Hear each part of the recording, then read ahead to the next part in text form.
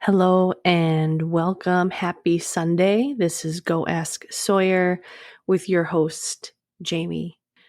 It's time. It's been 2 weeks since my last podcast, and I've had a lot of time to reflect on what I was going through. And I don't know about anyone else, but I definitely feel like there has been a shift.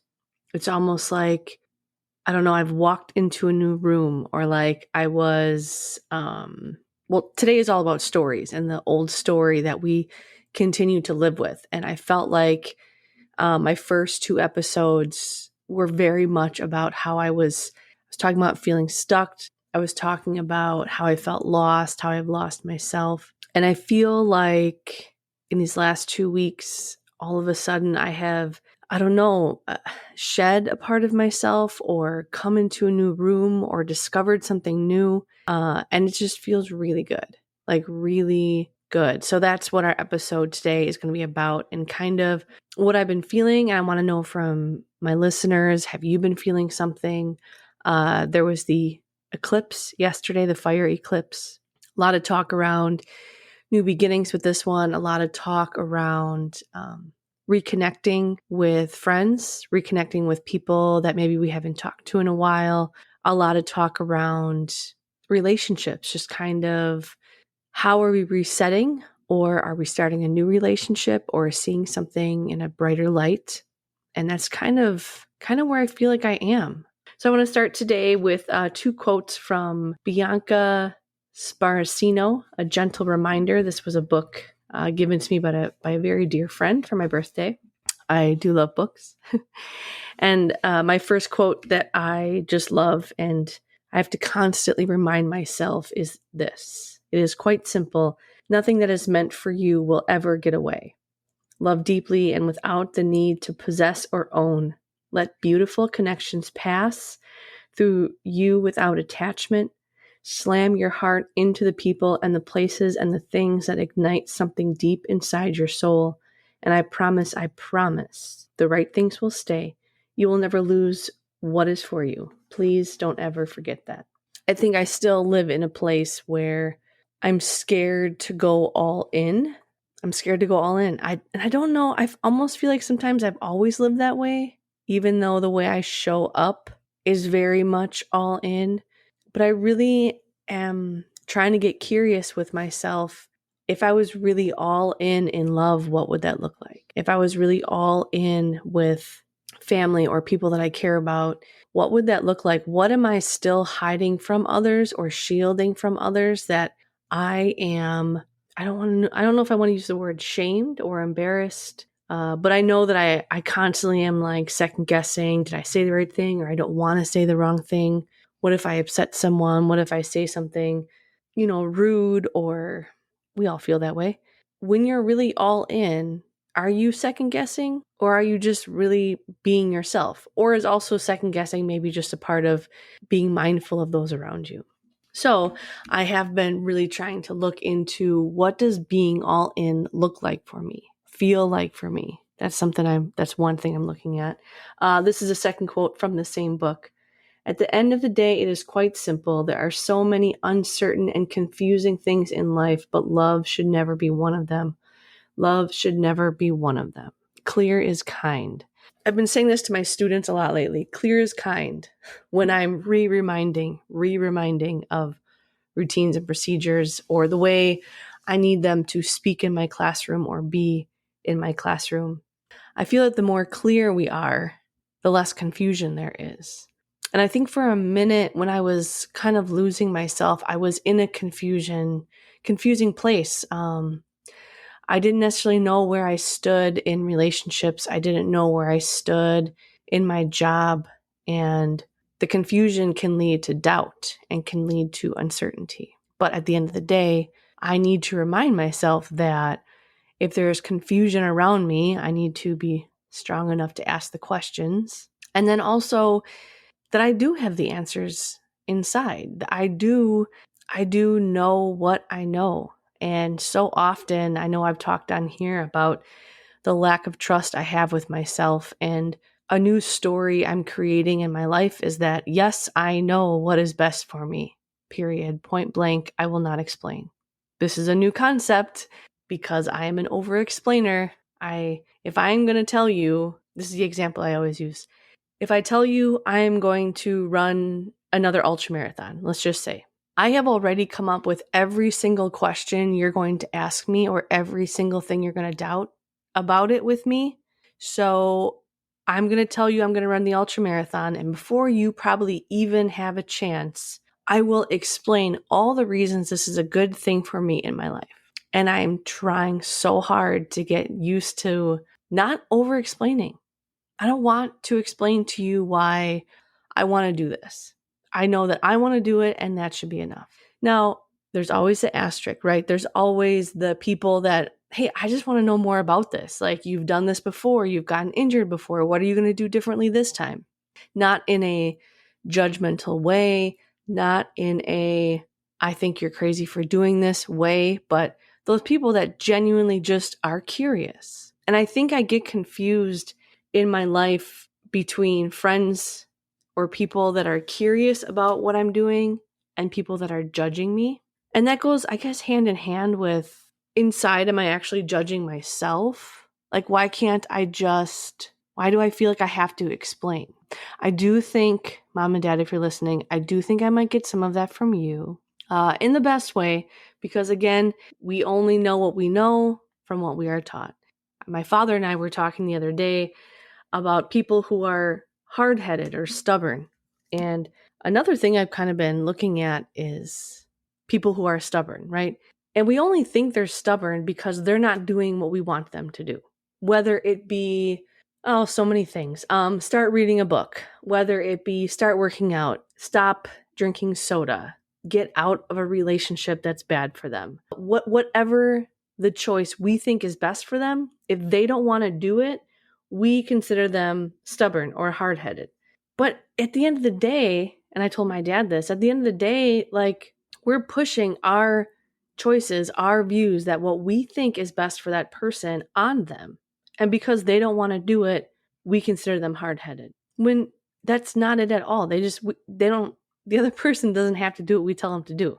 Even if maybe it's a better choice for them, but no one is ever going to be ready to leave the relationship, leave the job, start the healthy lifestyle, get up earlier, whatever it is, until they are ready. And I think because I don't like to be considered, we'll just say, hard-headed, when I've had conversations maybe with my dad, I always back up my whatever I'm going to do with all the reasons why this is good for me. Again, I'm going to over-explain to him so he doesn't come back at me. Over-explaining. A lot of times if I tell my mom I'm going to do something, she'll listen and she asks a lot of questions. I know she's curious, but to me it feels like judgment. And so I over-explain. And as a recovering people pleaser, it feels rude to not over-explain. Does anyone else feel this way?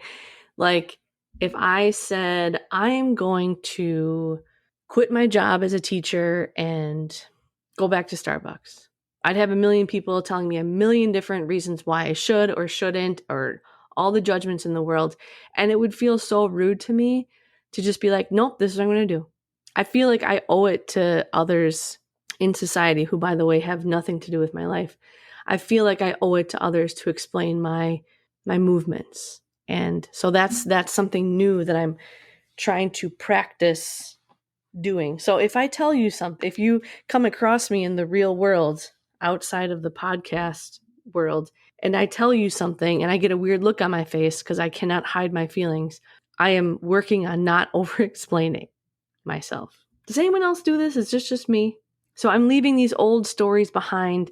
An old story that I have is, I don't need to keep achieving. I can just be happy and be content where I'm at. And I just need to stop reaching for things that are outside of my realm, or maybe outside of where I should be right now. Like I just need to hunker down and just be happy with the life that I have created. And I feel like that was a story that I made up for myself, again, to make others happy, to make others feel safe with what I was doing with my life. I just wonder who else out there has an old story that they have told themselves. Maybe I am not a good runner, or I don't know how to podcast, or I've never read before. I don't know how to read, or not how to read, but I've never enjoyed reading and I'm not a reader. But maybe you just haven't found the right book. Maybe you haven't found the right training plan. Maybe you aren't supposed to be a runner and walking is more your speed.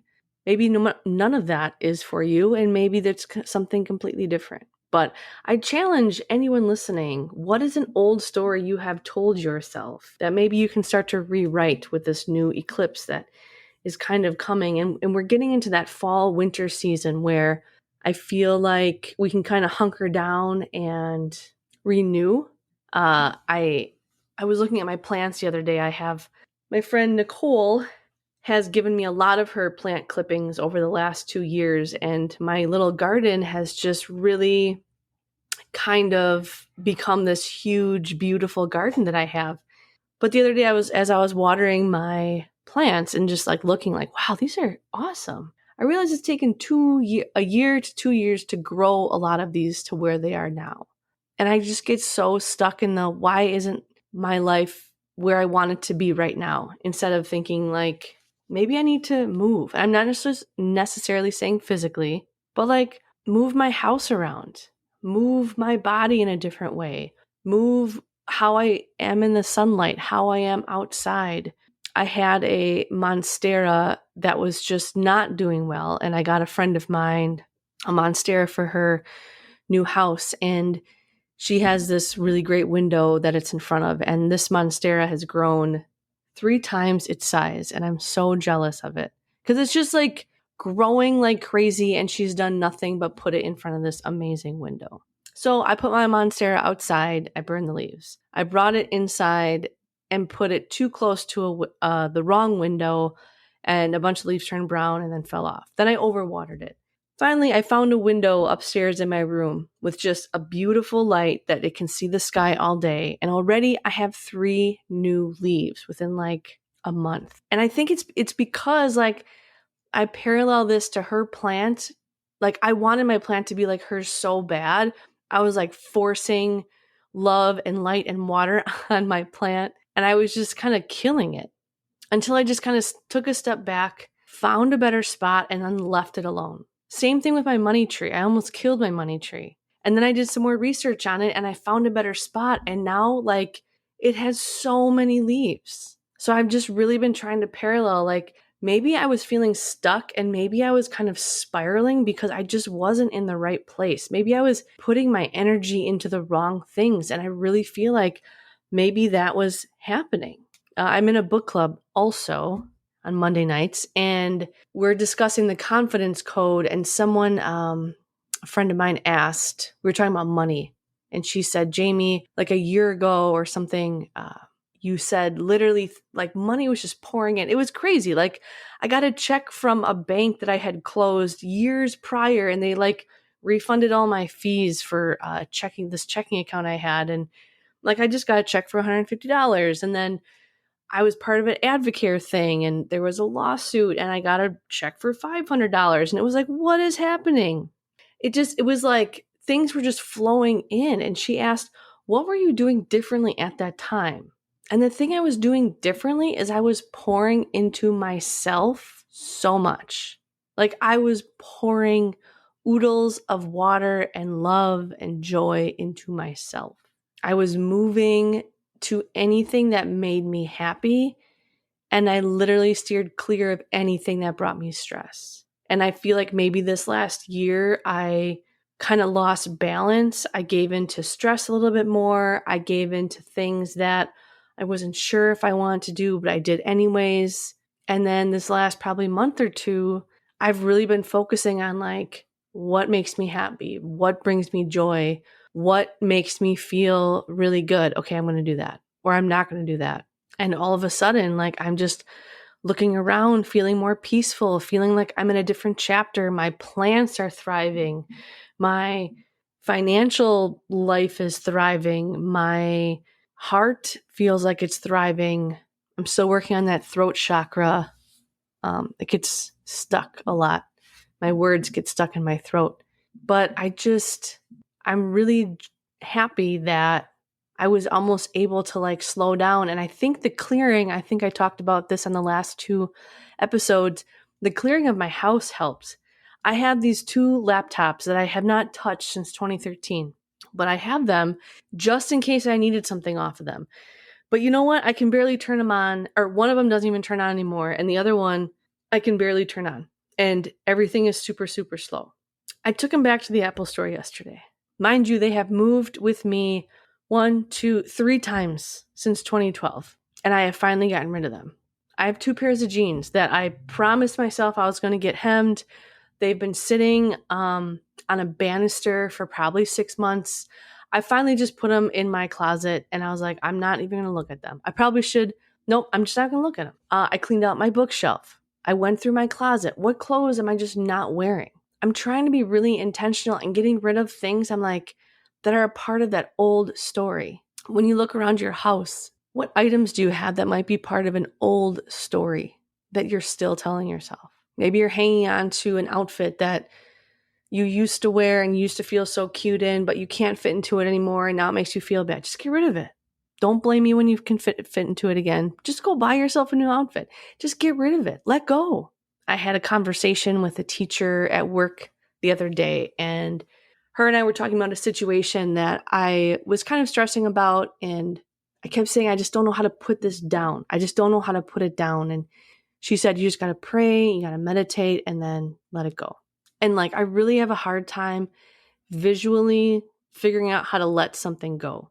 But I read somewhere or listened to a podcast or read, I don't know. There's so much information in my brain. But whatever I read said, just don't pick it up. So often there's a stress in our life and we choose to pick it up and then we can't put it down. And I'm just choosing, I'm done picking it up.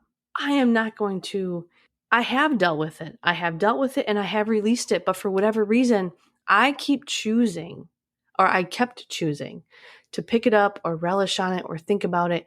And after I did pray and I meditated and I read about like, just don't pick it up, it like flipped my whole mindset. Because now it's almost like I can send love, I can send light, and I don't have to deal with it. It's on the ground. And it just feels so wonderful to be able to just leave it and not explain why and not over explain to myself or to other people my choices, what I have left down. And at the end of the day, right? We do not chase, we attract. We do not chase, we attract. We do not chase, we attract. I am telling you, it is so real. It is so real. We all have pushers in our life, right?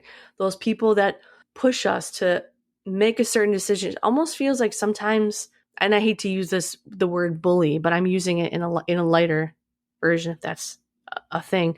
It almost feels like maybe we have friends or family that like push us or bully us into making decisions or making us feel bad about what we're doing. And those are usually the people that you start to like distance yourself from, or you feel shameful when you're around them, or you feel like, oh, how are they going to judge me around this? Or how are they going to think around this? It's because those pushers are chasing. They're chasing. They're not allowing people to be attracted to them. They're not allowing opportunities to be attracted to them. I do not chase, I attract. I do not push my ideas on people. I do not push myself on people. At the end of the day, your love and your light inside you will magnetize the right people. And I have seen this whole concept I'm talking about on Reels on Instagram, on TikTok. I have read about it in countless books, but it is one of the most true things I have ever known, I think. I do not chase, I attract. I pray about it, I meditate on it, and I am just me. I'm worried about my lane. I'm worried about my car. I'm worried about my journey. And I will allow what is supposed to come in to come in. And I think too, when you start to really let that happen, the right doors start opening. You stop trying to force yourself into positions or relationships or places that were just not meant for you, because there's better ones out there for you. You just, for some reason, think, well, this is what I need right now, and this is what I want right now, and this is what I'm going to go get, because we can't even fathom how amazing and great and wonderful life can and could be. Because again, we're also so addicted to that comfort, right? These regular decisions, these normal decisions, these old stories are comfortable. It's when we let go and we get uncomfortable and we allow life to just happen. And sometimes it's scary, but it's also just so, so great. So I will leave you with this as you go through the week. Remember, let people be, stay in your own lane, and do not chase. Let the light inside you attract what is meant for you. Have a beautiful week. Be kind, and if you can't be kind, ask for forgiveness and move on.